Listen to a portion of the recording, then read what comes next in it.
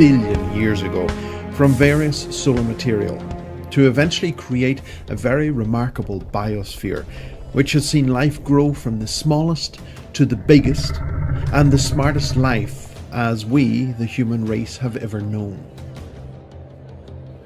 This blue marble, as seen from the void of space, is as beautiful off the planet as it is on it.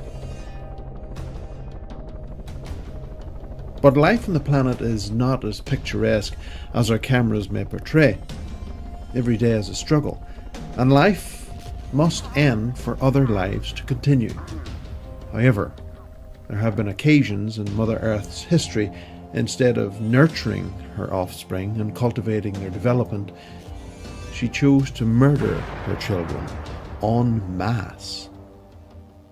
It's estimated that 5 planet-wide extinction events have already occurred. The first was 444 million years ago, which seen 86% of all species alive on the planet wiped out, probably triggered by the uplift of the Appalachian mountain range now in the USA, sucking huge amounts of CO2 from the atmosphere due to the exposed silicate rock, which sent the planet into a short but severe ice age. The second was 375 million years ago, which saw the loss of 75% of the planet's species, probably caused by the rise of land from the oceans, promoting algae blooms which sucked oxygen from the water. The third, 250 million years ago, nearly sterilized the planet. 96% of all life died according to the textbooks, due mostly to a cataclysmic eruption near Siberia. Huge amounts of greenhouse gases rose the planet's temperature and acidified the oceans. The fourth occurred 200 million years ago, where we find evidence of serpentine creatures on the planet with no jaws, but mouths and throats filled with remarkable teeth.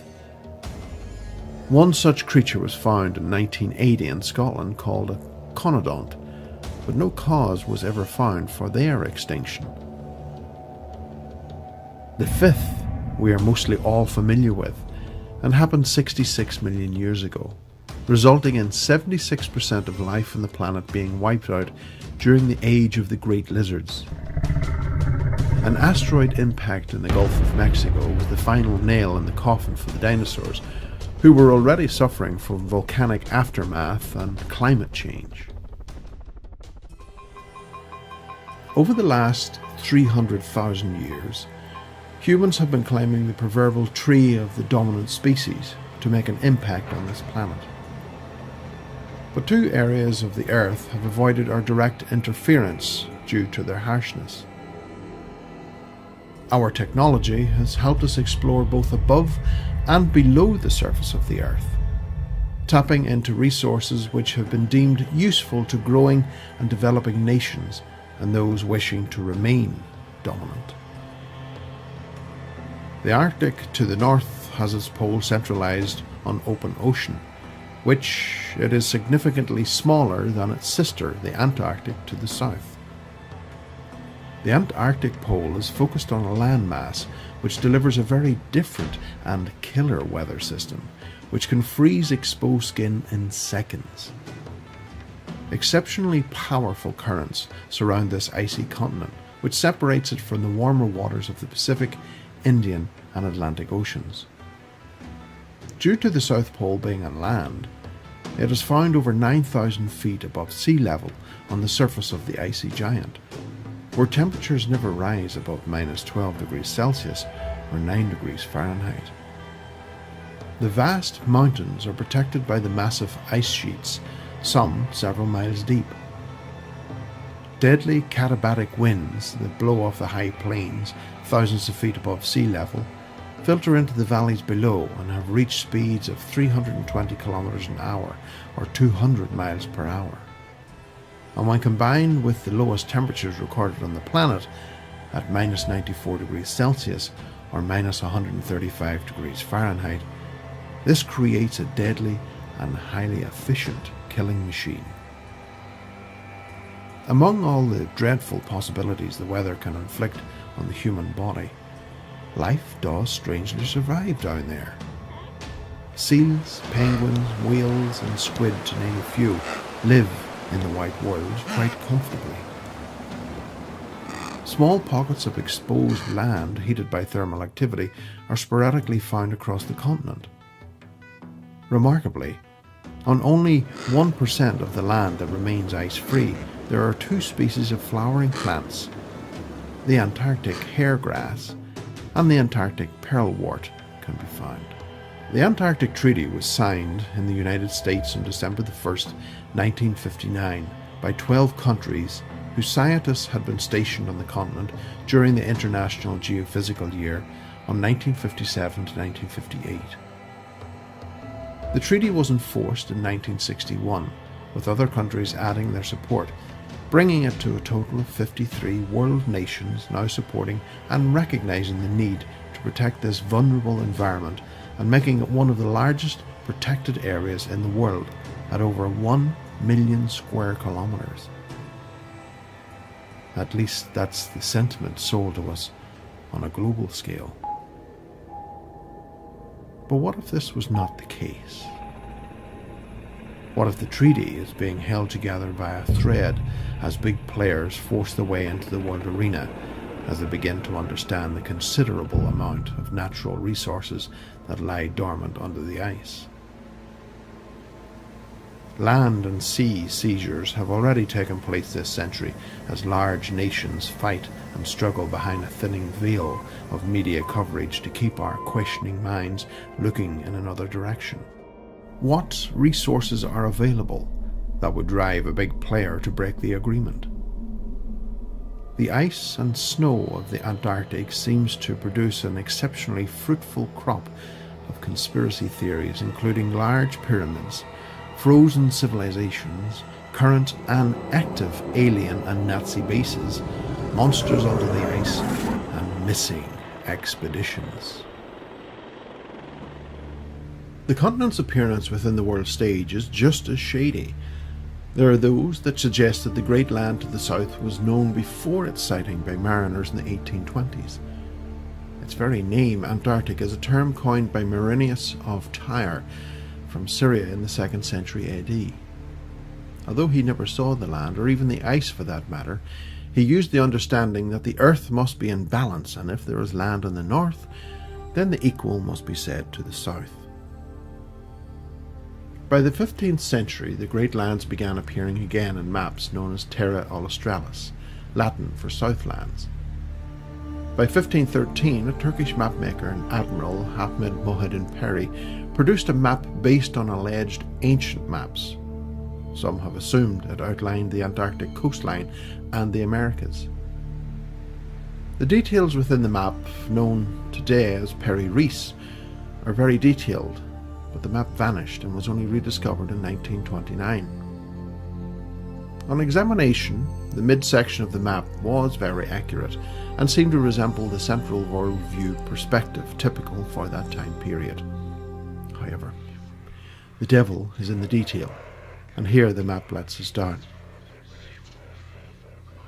Other sources have claimed that the Peri-Reis map also accurately depicts the unfrozen shoreline of the Antarctic, which has been under ice for millions of years. This is not the case. You can see the overlay of the Peri-Reis map in pink against how we know the Earth is today, and we can see the North America section is not represented properly, and the reliability of the South America section drops away significantly. With the destruction of the Peri-Reis map put behind us, we can now start to move on to more modern mysteries. Before the Antarctic Treaty was signed, the military establishment had already moved in.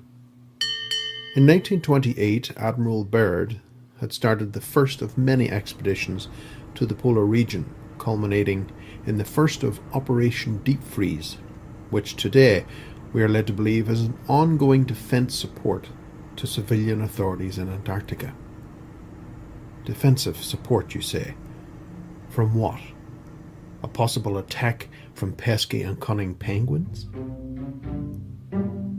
Following the Operation Deep Freeze in 1955, Other countries began utilising the pockets of ice-free zones in the region, building bases designed to be more long-term. Admiral Byrd's now infamous expedition to the Antarctic, called Operation High Jump, ended some 6 months early due to worsening weather conditions, and consisted of 4,700 men, 13 ships and 33 aircraft. Byrd was alleged to have made a series of cryptic comments during an interview with news correspondent Lee Van Atta aboard the USS Mount Olympus, which later appeared in a Chilean newspaper called El Mercurio.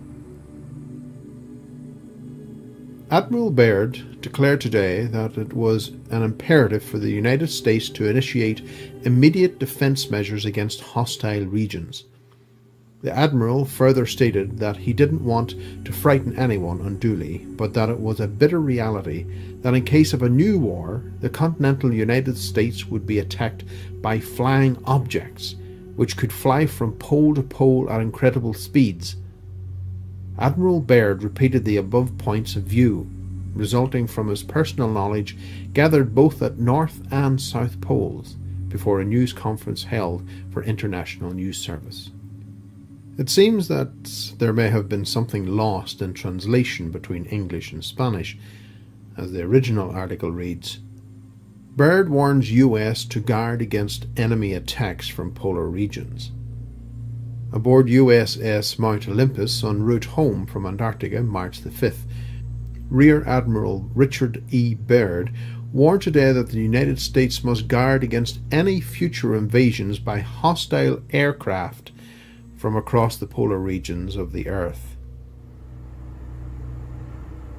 It seems the Admiral's aspirations at establishing a new base in Antarctica at a time of increasing Soviet distrust became embroiled with a fictional book released years later called The Hollow Earth, the greatest geographical discovery in history made by Admiral Richard E. Byrd in the mysterious land beyond the poles. A book written by Walter Siegmeister. A lot of the fictional storylines from this book and others just like it have led to a cloud of thick conspiracy when there really was none. Well, at least as far as aliens went anyway in 1947. Rather, it was about getting a foothold in the best parts of the Antarctic region before other nations began developing it. It was understood early on during the military and scientific expeditions that the electromagnetic variations at the poles could affect global weather conditions. It has been claimed the original Kemp Sky High on the Antarctic Peninsula was used to stimulate aurora effects. Harry Wexler was chief scientist to the United States Antarctic Team in 1958, before the treaty was signed a year later. He allegedly detailed a study to alter planetary-scale weather manipulation using short and long-term radiation, and proposed induction of worldwide planet change called The Possibility of Climate Control, released in 1962. Experiments carried out in the Antarctic region bombarded part of the atmosphere with chlorine and bromine, which destroyed part of the boundary layer of ozone. This natural planetary safety barrier acts as a filter for the shorter wavelength and highly hazardous ultraviolet radiation from the Sun, protecting life on Earth from its potentially harmful effects.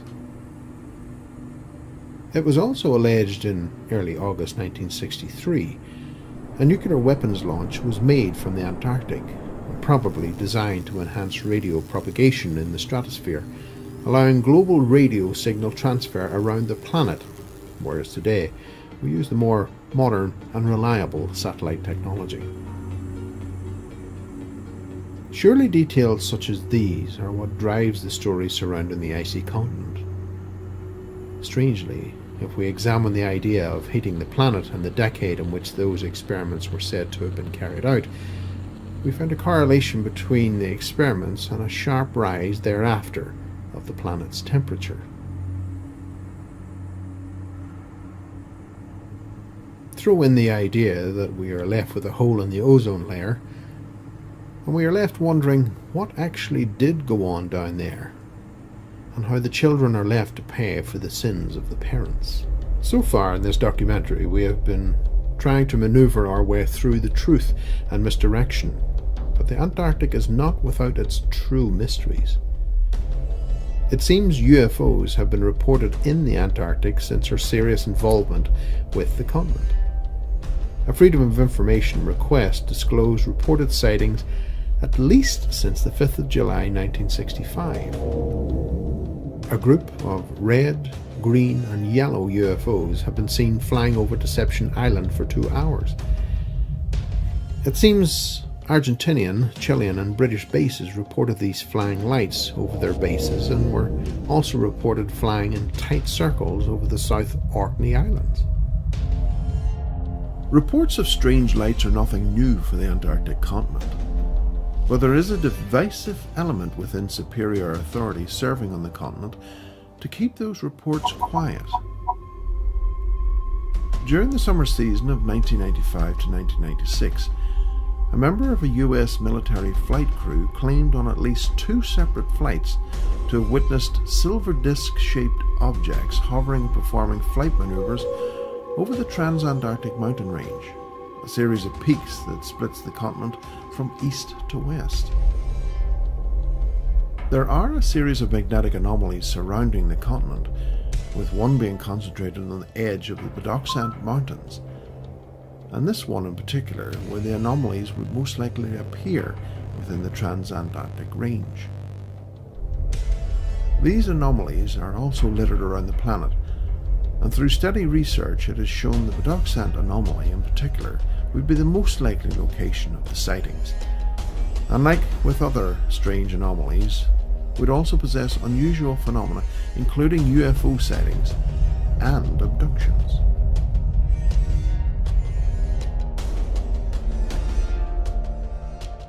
Stronger anomalies are also found along the western edges of the continent, with one extending from the Walker Mountains to Davis Coast and the East Base Research Station, and another stretching from the Walgreen Coast southeast toward the South Pole.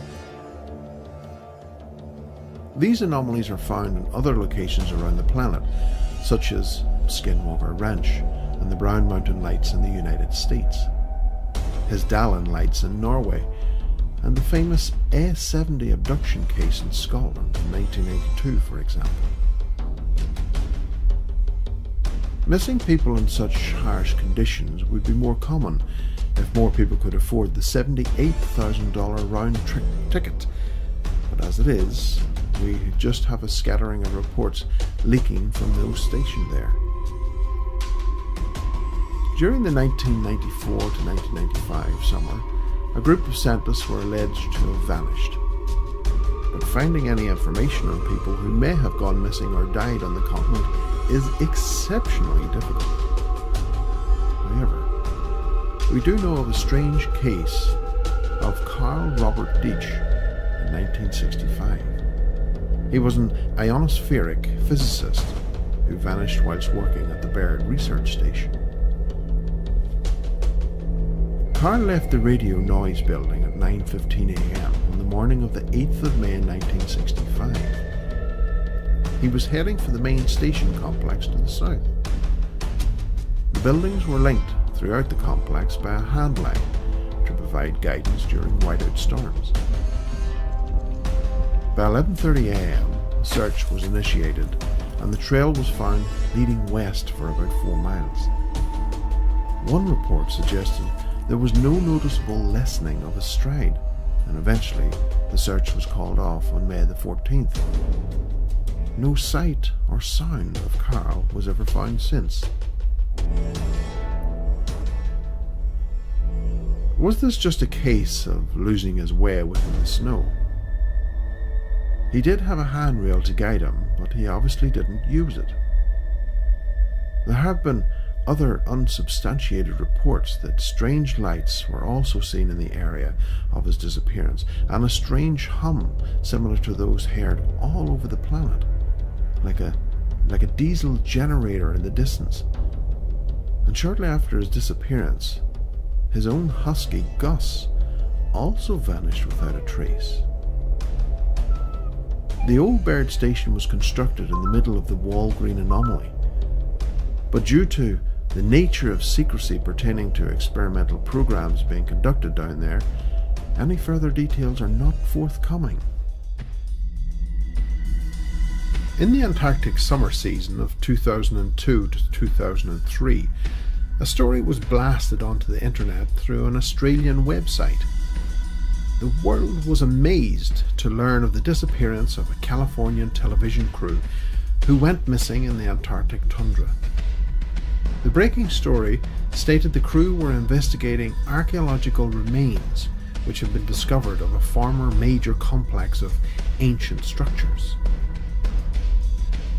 It seems during the live broadcast the entire crew were attacked by some unknown assailants and the live feed was cut.